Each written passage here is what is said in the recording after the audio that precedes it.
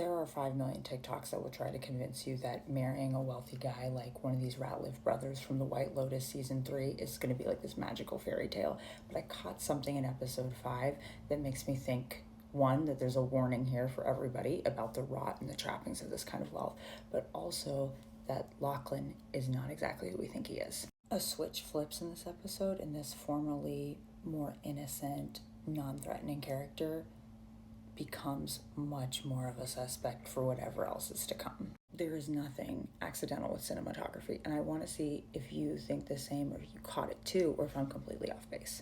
A major through line in this show is that there are these dysfunctional identities in this attempt to outrun or outspend human suffering. What happens when all that denial, all that delusion explodes, and maybe some of those identities take you out with them?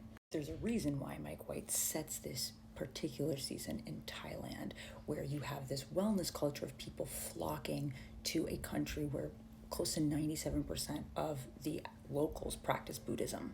Culturally, there's a different relationship to human suffering than what the brothers experience in the American South. These two brothers are very insecure in their identities, and what you see is this Saxon ideal of the dominant, in control man that is not dominated by anybody and always has a complete control on the situation. This is what he idolizes in his father. He doesn't do the drugs, he is the drug. In every conversation, he makes it clear to his brother that he and his father, and Lachlan too, are the type of people who use people. They use the people who, in his own words, deep down want to be used.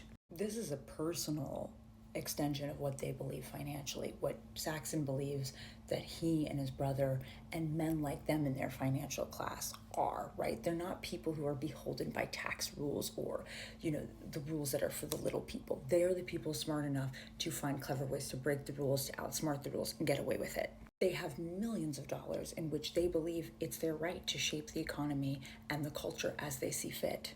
Everyone else exists either to please them, work for them, and is happy to, right? It's an honor and a pleasure to be somebody who serves these kind of guys or gets chosen by them. Saxon has this eerie obsession with his siblings' sexuality because it's how he can seek to control their image in the world and how he constitutes his own self-identity. He is not content to be just one of those people that has everything. He also has to have legacy. He also has to be the best. He has to be the man. By the way, that doesn't make them good romantic partners. I should just add, as a cultural thing. Part of why we see Saxon resisting the wellness culture at the hotel is because it is attached to this Buddhist idea of letting go of your self-identity or the cultural temporal story you tell about yourself as your inherent sense of self. Letting go of that is threatening to Saxon. Who is he when all that falls away? And we see that after he decides to take a substance.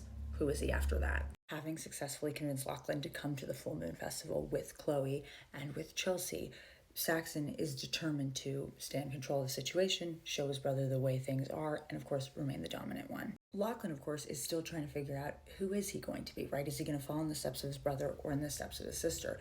Both Piper and Saxon have chosen very different ways of looking at life in gaining fulfillment or understanding their sense of self. And there's this point when Lachlan asks Saxon, what if this life is just a test, right? And it's not this endless pleasure fest of just grabbing what you can take and using who you can use. And Saxon is incredulous at this. Of course that's what life is about. When Chloe, the wealthy girlfriend of Greg/Gary, offers candy to the group, Lachlan seems to take it. And then there's this whole part where Saxon, for once, is the one on the end of peer pressure, and he is peer pressured into taking it too. Saxon, of course, is initially disappointed in Lachlan taking this candy because he's like, we don't do that. We have to stay in control. We don't drink a lot. We don't, use substances because everybody else will. And how can we take advantage of them or be in charge if we're just as gone as they are? So Saxon makes it clear, nobody take advantage of me tonight. That's literally what he says. But before that, there was this warning shot from Lachlan where he told his brother that one day he was going to take him down. Now here's where we get to my little conspiracy. As the scenes unfold, we see that there's a haziness from everybody's point of view, but there's less of a haziness from Lachlan's. And right before the group moves on, you see Lachlan kind of pause and spit something out. Now, do you remember how he was set up in the last episode when they started calling him the little magician, because Saxon was pushing him around in front of these girls and getting him, Lachlan, to entertain them. And he had his magic tricks. And then Chloe from then on calls him the little magician. This is a cute party trick that doesn't threaten Saxon or his dominance, right? In fact, it just makes him look good because his brother's entertaining.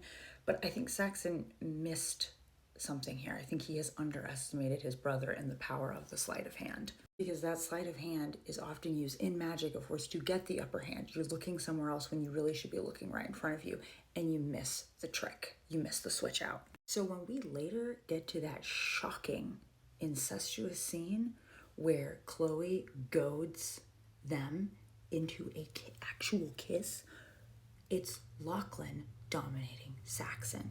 It's Saxon being a little shocked and not understanding why he's being taken advantage of, right? And it's Lachlan who's in full control of the situation. Saxon has been reduced to the person that he was teaching Lachlan to take advantage of. And again, it is no accident of script writing or cinematography that this scene is unfolding, horrifying scene is unfolding, when Frank is telling Rick about his own deviant exploration and how he was using other people to find and understand himself. This episode, this season, is about who we use and what we do in trying to assert our self-perceptions and how that destroys us. It is a warning of the emptiness that follows when you spend a lifetime just staring at yourself in the mirror and thinking that the answer to everything you are or everything you could be is only right in front of you, due to your culture, due to your money, due to your status. There is so much more to unpack in this episode, but I just have to say, episode 5, masterful.